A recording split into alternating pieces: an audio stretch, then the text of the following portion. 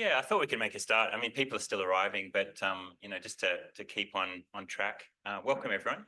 My name is Chris Danter, and I'm a professor of literature and an ARC Future Fellow here at the School of Cybernetics.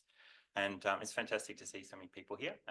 So yeah, I'll just give a brief welcome, pass over to my Director, Catherine Daniel, to launch, and then I'll just go through some logistics. So this is kind of a short period before our first session. And what we're going to do is roll straight into the first session. So yeah. So first I'd like to begin with the acknowledgement of country. So I want to acknowledge and celebrate the first Australians on whose traditional lands we meet, and pay my respects to elders past and present. We're meeting on the lands of the Ngunnawal and Ngambri. The Ngunnawal and Ngambri have been custodians of this land for more than 20,000 years. I want to acknowledge this land as sacred and unceded, living and full of story. So it's a great pleasure to welcome you to the School of Cybernetics for this event. We've been really surprised and gladdened by the response we've had to the event. Like many events, this has been a long time in the planning and conception. It forms part of an ARC, Australian Research Council Future Fellowship, that I'm working on with the title Future Fables, Literature, Evolution and Artificial Intelligence. And I'd like to thank the ARC for sponsoring and supporting the event. The event is also part of another grant, an English grant, the AHRC project, Rethinking Fables in the Age of Global Environmental Crisis. And I'd like to thank Carrie Nagai from the University of Kent for her support for the event. We've basically established a kind of international fables network around these kind of topics. I'd also like to thank Charisse Kazi from the School of Cybernetics and her great team who've helped prepare this event. So we're at a pivotal moment in time, I think, in which the rapid development of technologies involving artificial intelligence, such as ChatGPT, are causing us to rethink what it means to be human, how we relate to machines, how we relate to our physical environment, and even how we write literature. Literature, especially in the mode of science fiction, has shaped and continues to shape our imagination of technological futures. Questions that interest me in the current project I'm working on are, can we think of machines as living? How do we use machines to understand what it means to be human? How our machines are social and emotional interlocutors? So these questions which, coming from the humanities, you think, wow, that'd be crazy. But these are questions that people are starting to ask in many different fields now, many different intellectual and practical domains. And partly, I think, because of this rise of, this rapid rise of AI technologies like ChatGPT. We talk, for example, of the technological singularity, the moment in which machines may gain sentience or consciousness. But I think these are questions that literature and other forms of artistic expression have always been interested in. So I think literature is kind of having a bit of a moment in terms of being able to enter into social discourse. So the provocation of this symposium is that literature or art can help us understand something about the moment of technological saturation that we're living through. Something that I've learned by coming to the School of Cybernetics is that where we ask questions and where we do our work is so important. So another provocation of the symposium is to look at the relationship between art and AI in the College of Engineering, Computing and Cybernetics. So I think it's very important that where we're located today. It matters to us in the School of Cybernetics that we have humanists and social scientists working alongside and sharing the conversation with engineers, physicists and computer scientists. So this event brings together some fantastic people that I've met over the course of my project. We're all interested in the intersection of literary studies and aesthetics and AI. So what's wonderful about organising these kind of events is that you kind of gather your band together of people you've met. And this wouldn't have looked anything like the event it looks like today if I hadn't spent these years meeting people over conferences and events around this community. So there is a sense in which a new community is forming in Australia around this topic. And the purpose of this event is very much to solidify and continue to develop this community. And I see you, the audience members, as part of this community too. So you'll notice the word fable in the title of the symposium. The thing I'm working on, Future Fables. This is a word that has become important to me in my work. The fable, a very quick definition, is a short story often involving non-human characters that has some kind of moral or practical point. But when you work on a concept, it starts to expand, And I've been working on this for so long that, I have a very broad definition now. And I now think of fables very broadly as stories focused on the perspectives of non-human characters, including machines, that help us to rethink what it means to be human. So, that's probably maybe more of a personal definition, but we'll see how we explore that in the sessions. So I want to thank the speakers in advance for taking the idea of the fable seriously. So this is not something that everyone is centrally working on, but they've been very generous in how they've responded to the call for papers. And I really look forward to where we get with this conversation about scientific fables. So yeah, just some introductory remarks just to frame the event. But now it's my great pleasure to introduce my colleague, Catherine Daniel, who is Interim Director of the ANU School of Cybernetics, to launch the symposium. Catherine's current research work focuses on collaborative approaches to policy, action and education for sustainable development, as well as being director. Catherine's a very busy person. She's currently President of the Australian French Association for Research and Innovation, Incorporated. She has received many awards and honours for her work, including a John Monash Scholarship, being elected a Fellow of the Peter Cullen Water Environment Trust, and the insignia of Chevalier in the French Ordre National de Mérite. So please welcome Catherine to launch the event.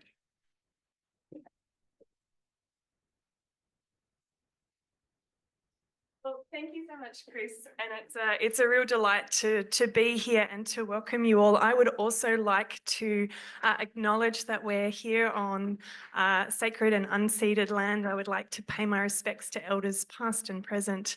I would also like to extend that welcome to all Aboriginal and Torres Strait Islander people who are here in the room, and to elders past and present of all the places across the airways and country that we're connected to today. I think understanding that we're in a place where technologies and futures and stories have been shared for millennia is really, really important. And that's part of the basis, I think, of how the School of Cybernetics thinks about where it is in the world and what kind of responsibilities we have. What Chris asked me to do today is just to introduce the school a little bit. It's a very new school. It was founded in 2021 by our now Vice-Chancellor, Distinguished Professor Genevieve Bell. And part of its remit is to make space for different futures. And we're trying to do that. And I'd suggest also more hopeful futures. There's all sorts of challenges in the world today, whether it's the robots, maybe not the nice ones, climate disruption, all sorts of challenges. And I think when we get into a world where we feel challenged day to day, we need to think about how can we feel more hopeful about that? How can we find ways day by day to join together, to relate to one another, and to find some good in the world?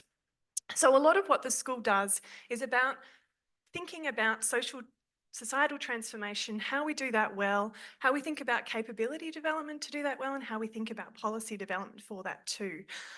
The school itself is radically transdisciplinary. We have people from almost all walks of life, disciplinary backgrounds, pathways in here. We have professors who previously had never been to university. We have artists, we have entrepreneurs, we have people from kind of almost every discipline you can imagine, from literary theorists to engineers to computer scientists to environmental scientists to lawyers, the odd reformed economist. We have kind of the whole collection. And I think that is what is so lovely. People who have worked with ministers, community representatives. And that's really what makes this place quite special, is that we work together to think about a whole range of different people's lived experiences, stories, and how cybernetics can be useful. A lot of people say, what is cybernetics? I would challenge you to say, do we ever ask what is economics? Most of the time we don't. We know it's vaguely about value and people and stuff. Well, I'd suggest cybernetics is the same. It's vaguely about people, technologies and environments. What we really need to know is how is it useful for us? And so the school does a lot of work in thinking about how we can use cybernetic principles, tools, methods to be useful in the world. One of the first ways that we use it is around convening conversations. And I'm really delighted that Chris is convening this conversation around fables and stories for the future. Another way we use it is about how do we develop a systemic awareness of the world we're in. Look at all those multiple perspectives and ways that we do things. We can't understand the world just from one. We need all of these different perspectives. There's often the fable of the elephant and the blind men around it. But I challenge you to think in today's world, what would the bacteria in its guts think? What would the satellites think when it looks down and sees that elephant? At the moment now, we have an opportunity to think about how we see, feel, do in the world. What does the elephant think about it? You know, so we really need to think again about what we're telling ourselves through our different stories. Another really important method for the school, cybernetic method, is around embodied praxis. If you're in the school for long enough, you may hear some of our students going, "Oh, that day we were a fridge. You know, I can never forget the idea of feedback. I'm always going like this, like an octopus." My colleague over here, Thomas, had to develop a new way of thinking about how to have an interactive session in the middle of COVID. So we bought some purple poles and from some kids' playground, and through that, everyone learnt what feedback was. We ended up with our arms here, or down here, and then balancing feedback loops. So if you see people looking like octopuses, they're just thinking about feedback. And we have a whole range of other methods, also looking at regulation and governance. The really important one for this one, stories of the future, boundary spanning, and things like complexity leadership. So the school's really about thinking about methods. The other thing that I think is really important and part of the essence of the school is how we imagine what a school in the 21st century is. One of the versions that I really like is to think of the metaphor of an estuary. I see, having sort of worked in estuary governance a long time ago, I see that school is really a place of mixing. It's a place of where ideas and people can flow in and out, where there's a mixing of all sorts of different disciplines and knowledges, where we need to think about how we want to develop and grow together, how we respect that place that is one of sort of productivity, of trade, of potentially, you know, where people live and have livelihoods. And so I think every kind of metaphor that we take can be really, really valuable. And so I'm really interested to see through the conference today what kind of metaphors and other kind of literary devices come up.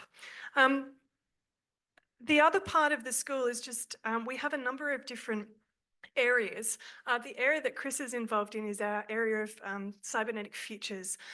And it's one of the really important parts, as I said, of thinking about new futures. And so what we try to do is to bring a whole range of different people in. And one of the major programs of that part of work is the Cybernetic Imagination Residencies. We invite people from around the world and around Australia for particular residencies to spend some time with us to produce things. If you have time during the day, today and tomorrow, you're welcome to come up to level 3. You'll see some of the beautiful works that are there.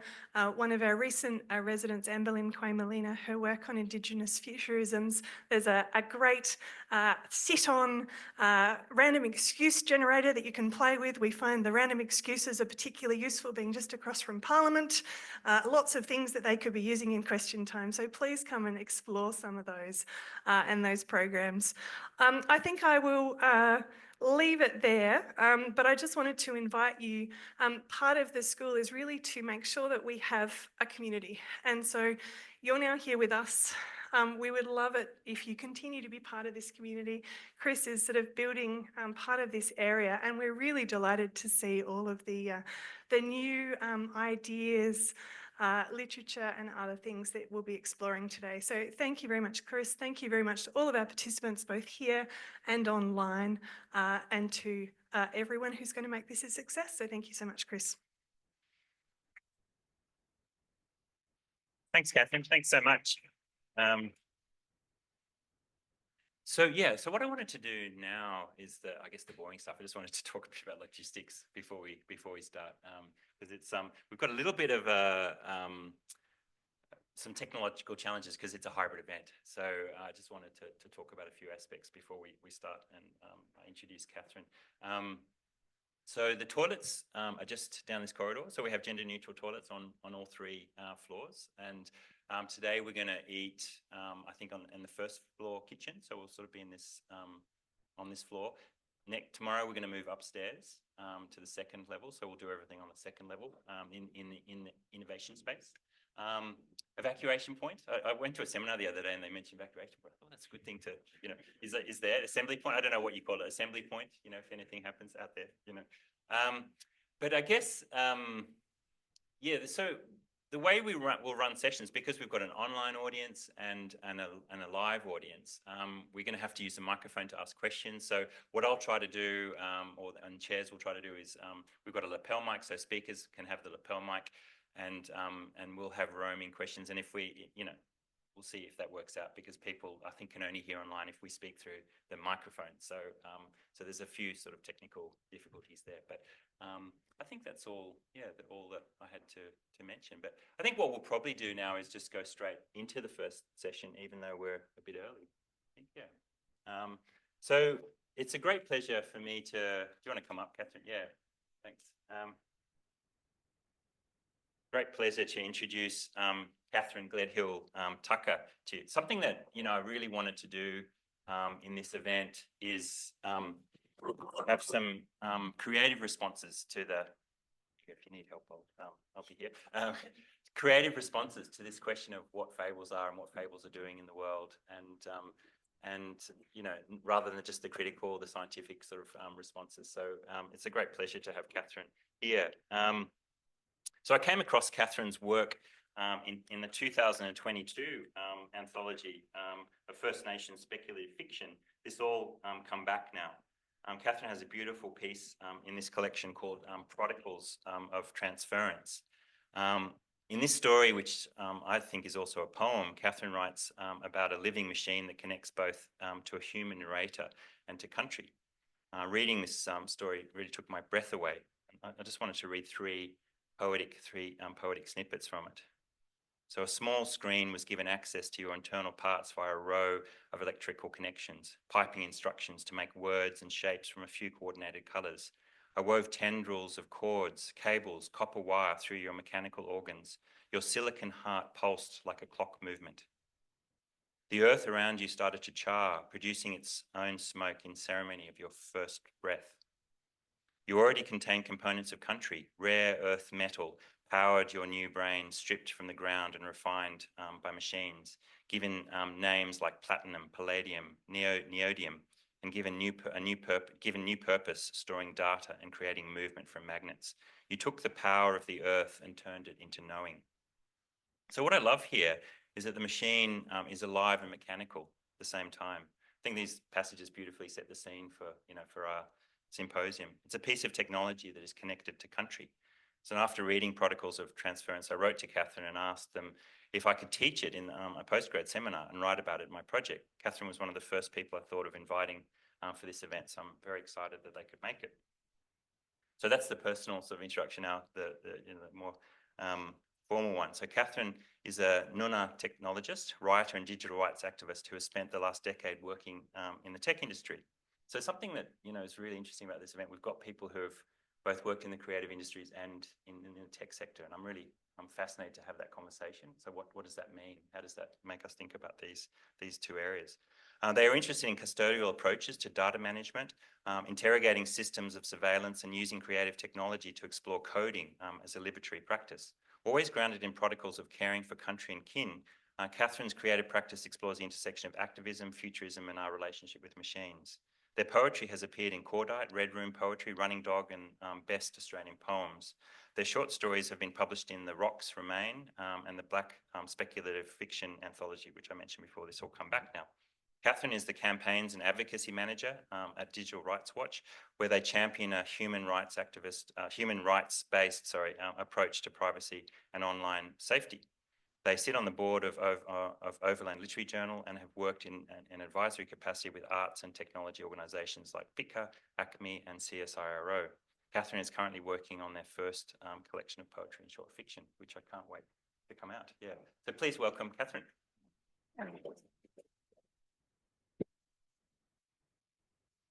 Thank you. Have I done this? Oh, yeah, I can hear myself. Okay. Thanks, Chris. That was really lovely. And hello, everybody. I also wanted to acknowledge the traditional custodians of the country that we're gathering on today, the Ngunnawal Ngambri people. I want to pay my respect to their continuing connection to land, waters, and all living beings. Yes, my name is Catherine. Cat's also fine. I'm Noongar. I grew up on the south coast of WA. And in a minute, I'm going to read a short piece of fiction of mine called Campfire, which was published in The Rocks Remain earlier this year. But first, I'll provide a little bit of context, if that's okay. So yes, I'm not an academic. I'm a writer and a digital rights activist, and I've been working in tech for a number of years. And my day job these days is about fighting for tech policy that respects our human rights. We don't have a constitutionally enshrined right to privacy in Australia. We don't have a Bill of Rights like the US. And so protecting that right, and I do consider privacy to be a human right, takes very deliberate and consistent effort. So I also consider writing speculative fiction another tool in my activist toolkit. Legislation moves incredibly slowly, but I can write stories that kind of imagine where I think the world is heading next, given the present conditions, or worlds that I'd like to exist. And for Indigenous peoples, I think imagining ourselves in the future is in itself a very radical thing to do. And our use of technology with full acknowledgement of its capitalist and colonial nature quite often reflects our ability to adapt inside the colonial project. So a lot of my fiction explores this history of technology and our relationship with machines, the ways that anthropomorphism of machines, including but not limited to androids, quite often reflects our ability. It operates in service of a surveillance state and this dualism of smart cities and surveillance states. So I also like to think about, in creating artificial intelligence, what responsibility do we have towards it? And even in creating technology, what responsibility do we have towards those technologies? So I'm going to read Campfire. When we build a campfire, we send a beacon. A bright burning ember unravels, consuming bark and oxygen until it burns bright enough to be seen from the sky. We gather, tell stories, bathe in its smoke, keep ourselves and culture alive. When we're feeling homesick or inexplicably unwell, we say, go back to the campfire, and we know we'll find comfort in the spirit of the smoke. The woman sitting across from me on this train has one of those pet carriers with a plastic bubble designed so the animal can see out into the world while still being protected. The bag itself is floral and sturdy, and she's clutching a strap with one hand while lightly tapping the lid with the other. We're heading to the farmer's market, and then I think we should grab a coffee somewhere. She speaks into the bag. She then gives a detailed description of the scenery outside as the bag is positioned too low to have a view of the window. Small houses with tin roofs, blue skies pocketed with clouds, a train running in the opposite direction. Why don't you do that for me, bub? I hear from the algo device strapped to my chest. Cheeky. Most algos are the size of a small dog, spherical and smooth, kind of like a hairless Furby. Small enough to squeeze into a handbag or a small chest harness like the one I fashioned for my algo, who we affectionately call Auntie. The floral pet carriers caught the eye of another passenger who is far less impressed. Ridiculous, he says. Next to him, his wife softly tries to coax him not to be rude to strangers, but he leans over across the aisle. It's not real, you know.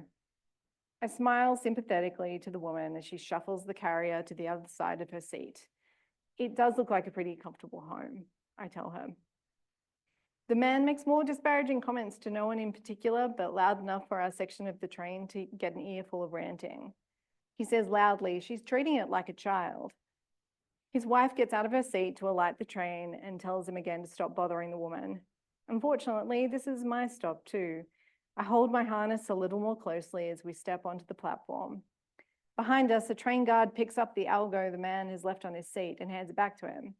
You don't want to leave this behind, sir, although I suspect he probably does.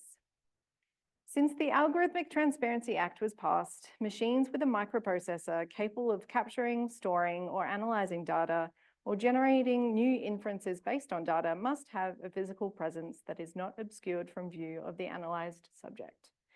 On some level, of course, we knew we were surrounded by invisible algorithms, watching our behavior and learning our personalities to feed us more relevant information or search engine results or advertisements.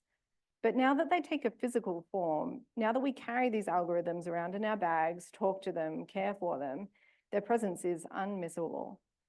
burdensome to some, but many of us have grown quite fond of the things. My algo holds as much information about my person as can be reduced to bits and bytes. It knows me better than anybody.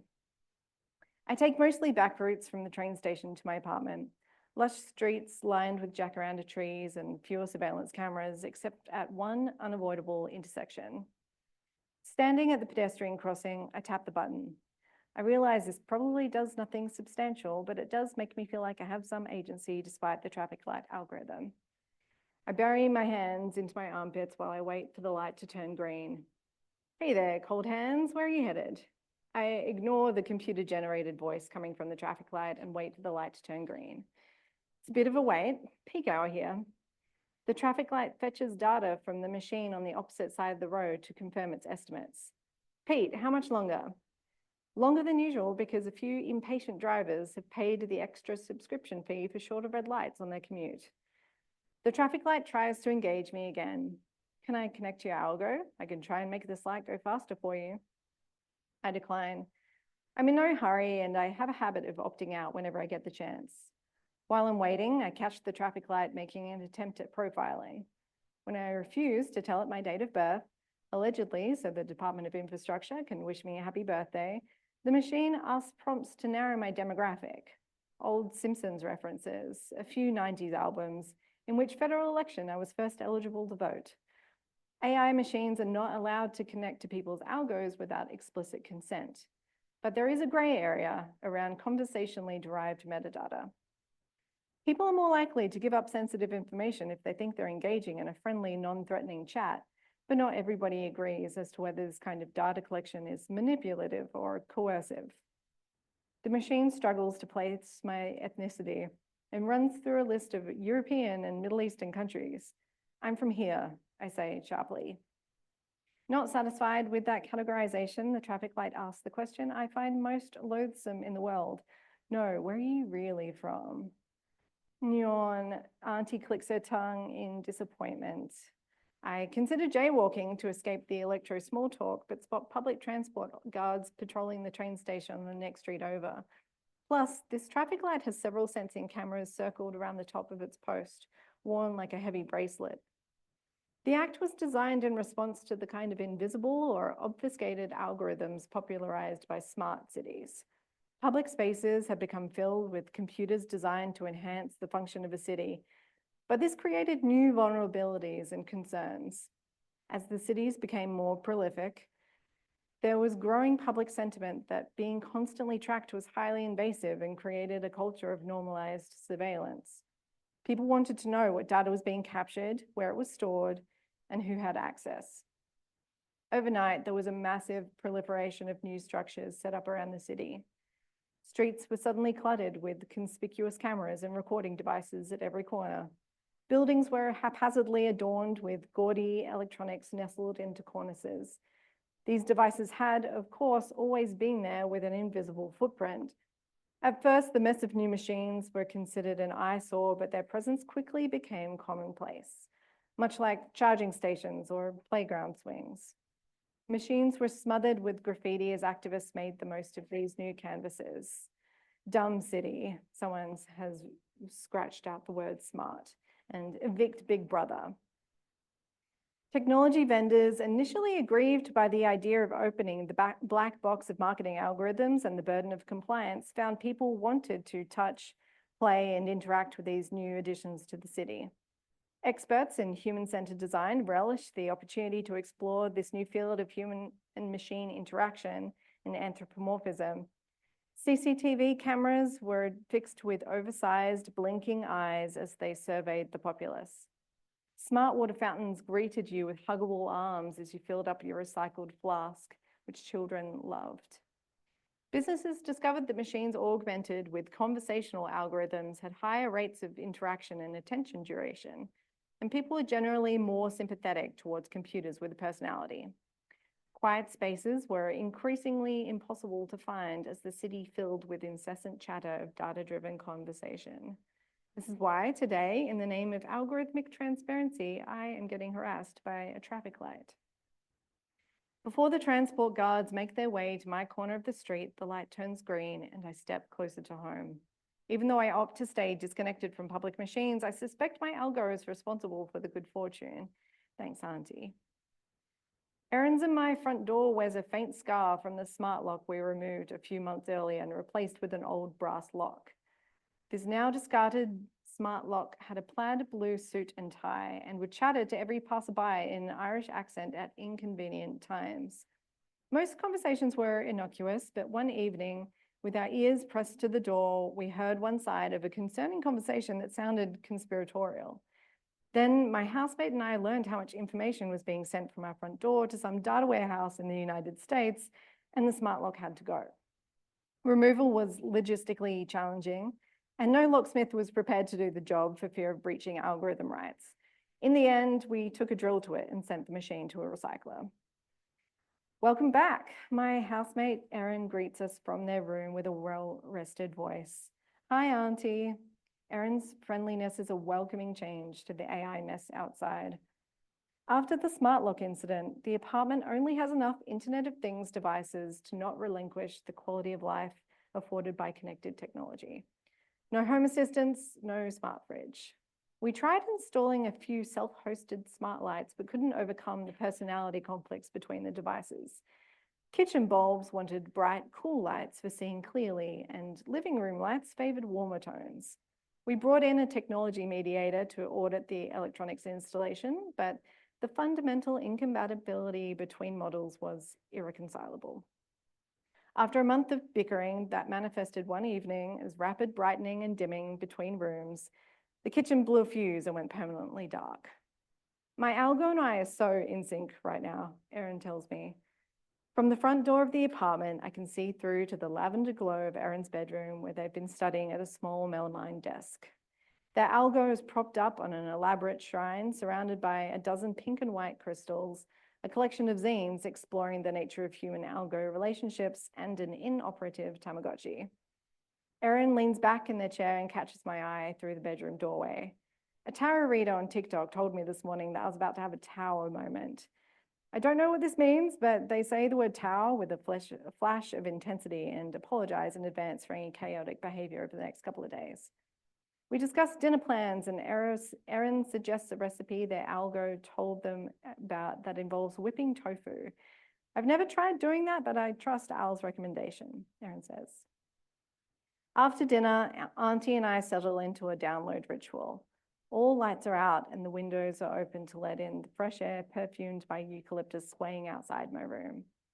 Next to my computer monitor, I light a small candle with a wooden wick that crackles as it burns. I unbuckle my algo harness and remove Auntie from their seat. Walking around all day, we've gathered plenty of new data to add to the collection. We plug into the campfire, a distributed network of mob and our algos, the ones that sprung up about the same time as the talking traffic lights. All social media platforms come with mandatory algos, so everybody has one. It's damn near impossible to avoid social media without also giving up access to community, family, and the space that we use for organizing. It isn't ideal, but we make it work for us, and we're slowly learning how to communicate with better encryption. The new Indigenous data sovereignty legislation has given us power to control how our algo data is stored and shared. We've been able to partition off bits of the algo that communicate with third-party platforms, leaving a large portion of the machine free for our own use. With the algos connected together, we've created our own network of supercomputers capable of performing calculations much more advanced than the personal computers in our bedrooms. I set Auntie on top of a wireless charging pad next to my keyboard, which glows with the same orange warmth as the candle flame.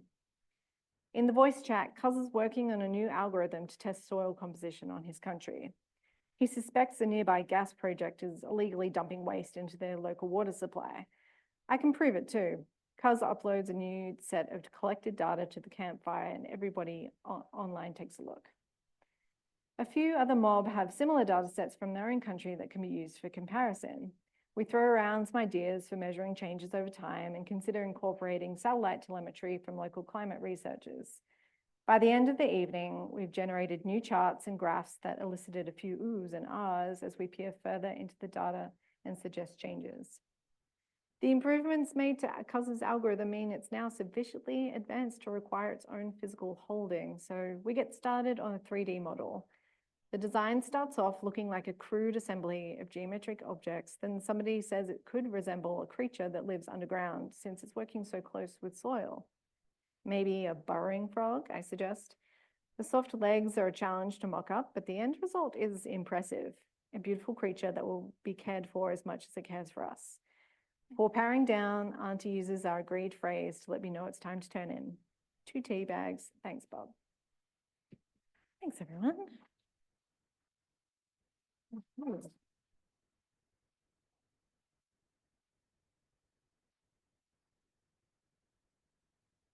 Thanks so much, Catherine. That was beautiful. We're very good with the time management, so we've got lots of time for questions. I just wanted to point one more thing out. This the session is being recorded, so yeah, I think that's important to point out. But yeah, we've got time for questions and responses to Catherine's story. Does anyone have a?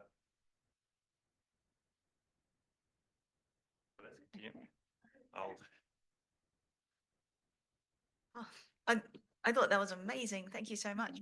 The bit that stuck out for me was the part where you were talking about the kitchen lights and the living room lights having different personalities and personality clashes.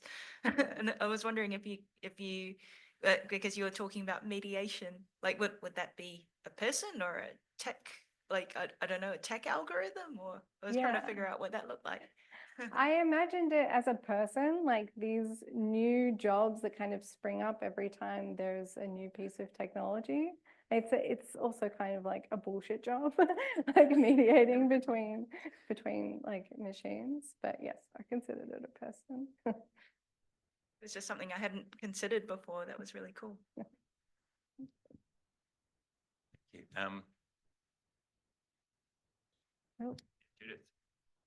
That was so beautiful. Thank you. I was just interested in, I think there's both dystopian and utopian threads through that. So I was really fascinated by the way that those were interwoven, like mob and their own data collection and what they can do with that data. And then, yeah, the traffic light data collection. So I wondered whether you just wanted to comment a bit on that interweaving of those two threads. Yeah, I think a lot about dystopian science fiction, and I love dystopian fiction. I think a lot as well about the ways that dystopian fiction has been used as a blueprint instead of a warning sign. Like, I'm not interested in giving tech entrepreneurs like a cool, fun new idea. It's like that classic tweet. It's like the sci-fi author, like, I have like written about the there you go. Anyway, it's that tech entrepreneur. At long last, I've created the torment nexus from classic sci-fi book. Please do not create the torment nexus. So I like to write hopeful stories inside dystopian settings, I suppose. And I think there is a way to, I guess, like imagine agency and sovereignty and selfhood inside those environments. So they feel hopeful. Winston. Oh. I wanted to ask also about the traffic lights, paying a premium to have something functional. Mm-hmm. Is it only anticipatory, or do you think it's already there? Oh, I think it's, maybe it's on like a bit of a spectrum, I suppose, like or a trajectory of tech innovation. Yeah, it's interesting. How did you read it? I work in medical regulation, medical technology regulation. And Europe is facing a huge change. We're talking about wait list of 2-3 years to access notified bodies that are the private organizations that can review a technical file. I mean, complex story. And some are offering a premium service, 5 to 10 times more expensive than the regular service to get it done faster. And I contributed to some LinkedIn discussion where people are considering that being the capitalism going wild. Yeah. Which I think is not that's not capitalism, that's something else. It's interesting. If it's not capitalism, I think this is a very interesting question though, because I often come back to when we're thinking about the, I guess like the negative consequences of artificial intelligence or or any technology tends to be manifestations of capitalism, but maybe that's just the lens that I look at it. Even like working in tech policy, it's like deep fakes, misinformation, even like data breaches are all manifestations of an unchecked capitalism machine. But I do find that question really interesting. If it's not capitalism, then what else is it? Because maybe we can turn our attention to that. Because I think this like, is it a profit-driven motive, or is it some other method of circumventing these systems? Yeah, I find that really interesting, but also terrifying. So Millie first, maybe, and then. Sorry. Thank you so much for that, Catherine. I really enjoyed your story. You were talking about how you hope that no one reads your story and creates the next torment nexus. And you also mentioned in your introduction that, you know, sort of policy and regulation move quite slowly, and that sort of your storytelling is another way of kind of intervening in conversations. And I was just wondering, sort of putting those two pieces together, who you'd really like to be reading your stories, and, you know, if we're sort of thinking optimistically, what you might hope comes from the kinds of stories that you're writing. Oh, thank you. That's a really good question. I suppose like for most of the stories that I write are for people as a kind of an invitation to carve out spaces in existing worlds and existing technologies, and as a way to assert our own sovereignty. Like there are ways to subvert the tools that we use, I suppose. Like there's a way to carve out these spaces, or use technologies, or use social media in a way that isn't intended to. And I think like even asking those questions about like recognizing the, I guess, like incentive structures, or yeah, feedback loops and systems that are built and that we're being forced into. I think there are ways to, yeah, circumvent them. I think that's a kind of like a radical act thing to do. So yes, that's what I write for. Oh, sorry.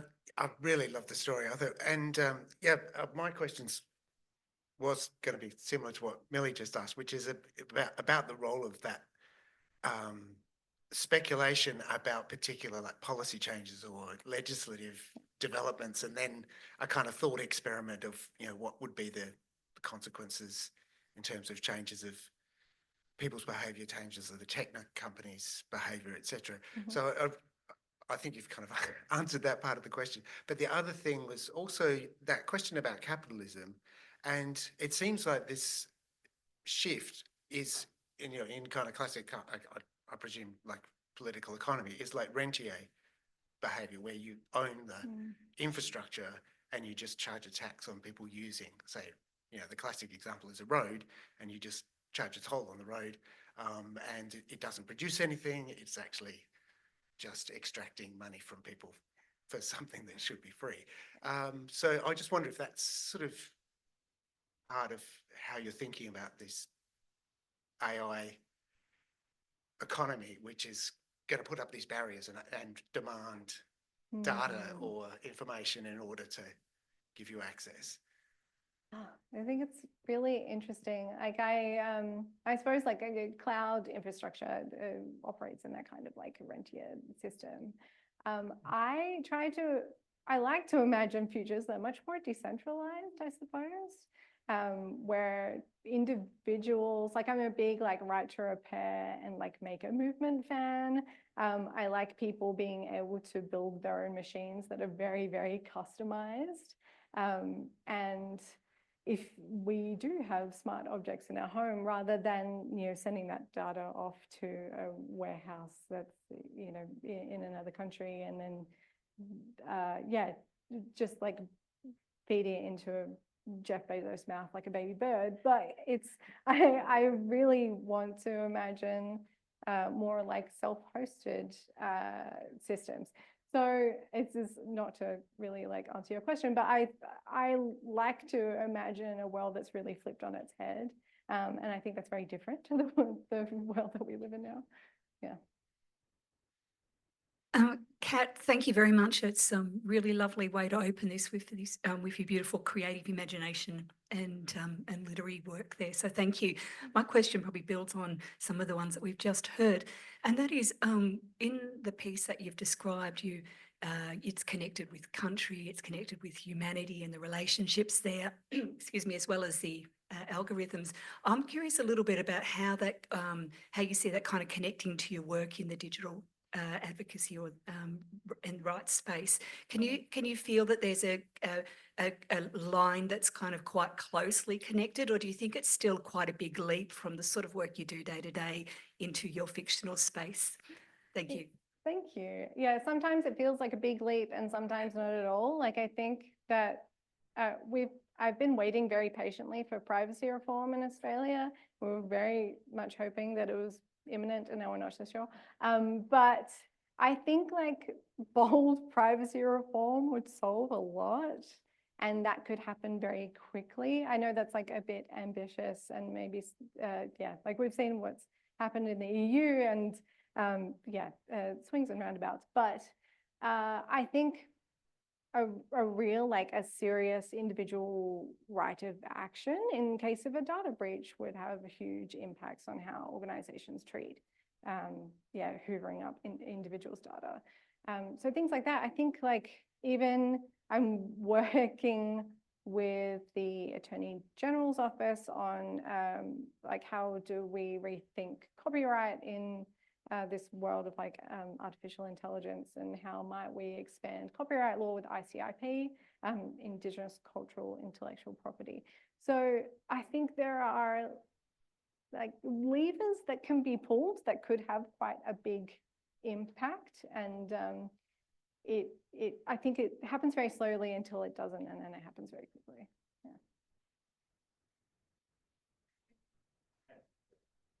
Beautiful in the story. You know, it's got an idea of algorithms being physical. I just was curious about, sort of follows on to my last question, what's at stake with this making what's invisible so visible? I mean, you sort of performed beautifully in the story, but maybe the question partly about your work as well, how you see that that relationship, like what's at stake with making algorithms that you can't see visible and visible.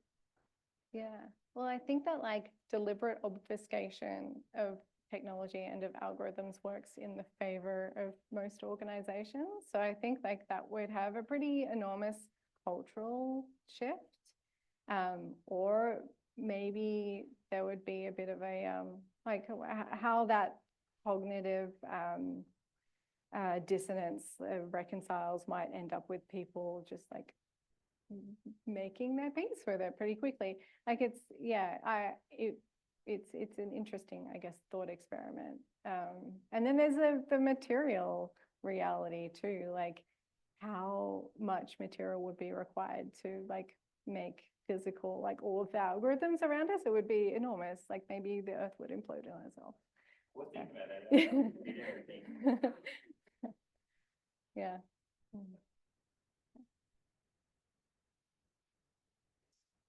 Oh. Actually, you don't need it. No. Actually, you have a bit of a follow-up on that. Oh, yeah. Material components. I was really interested in the early stages, like algo as pets or member of your family versus the character on the train that are behind. So I was wondering, like, whether you see that personalization of technology as a rethink the way you extract, produce, things and move toward more circular ways, building and managing the environment. Yeah, I mean, I would hope so. I think it is. I think it would.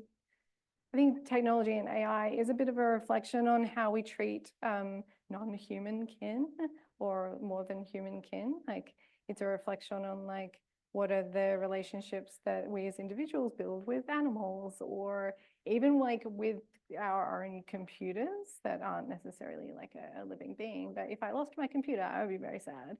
So I think there's, I don't know if there is a wider like reflection on humanity.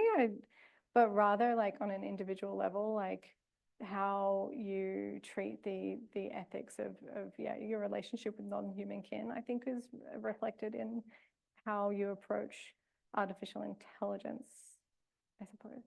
I mean, this is a bit of a strange question maybe, but I wanted to ask about being a creative writer. Does it make you feel better? Like when you write these kind of stories, does it, you know, you sort of is beautifully hopeful and I was just wondering, you know, we feel so out of control. I mean, I think there's a sense in which, yeah, we do feel, you know, I feel like, you know, surveilled and you know, that I am just giving people money that I don't necessarily want to give money to and all these kind of things. Do you feel different when you write about it? I'm just curious, like, does it make you feel like I'm a bit more in control of this because I can read the world and, you know? Yeah, which like it might be delusional, but like I do. I think it's the only way, especially working in tech policy and even working in the tech industry. It's so dystopian and awful most of the time. So I think like being able to carve out a world where you get to decide the parameters and the conditions, like, yeah, it does sound delusional, but it does, like, it is hopeful, and I think future thinking is a hopeful exercise. Oh no. Oh, cool. Now that my gadgets let me come back into the room. Would you consider letting your gadget do the reading for you? On the ABC radio the other week, they had my alter ego narrating something, and then they had the real name of the audience and figure out which was which. Ooh. I suppose I'm exploring the issue of how much you talked about and is already so common amongst us that we don't even notice we're doing it. Oh, yeah. I think that's so interesting. I mean, yes, I would have a machine read out my story. I wouldn't want to have the machine write the story. And I think that's a whole other conversation around like the exploitation of human labor to train large language models. But it's interesting. I see a lot of artists who are incorporating AI into their work. And I think it's interesting if those artists do reckon with the exploitation of human labor that underpins all of those technologies, but doing it in a way that doesn't, I guess, like address that AI is not like it's not a purely machine thing. Like it's built on human input and it's created by humans, and there are humans in the global south who have done all the moderating of content.